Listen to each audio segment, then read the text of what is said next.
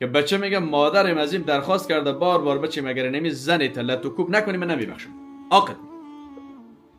خب ببین ما داریم چنین مادران جاهلی هم داریم که نمیفهمه، مثلا او با عروسش یا با سنویش مشکل داره،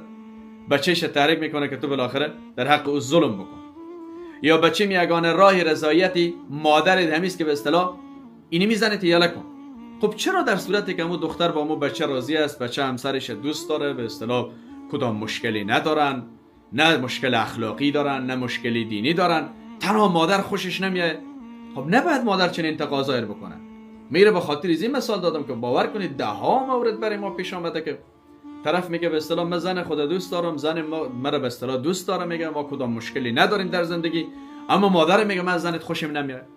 او مادر عزیز خب تو با او ازدواج نکردی، بچه‌ت با او ازدواج کرده، وقتی پسرت خوش است راضی است نباید چنین تقاضایی بکنی.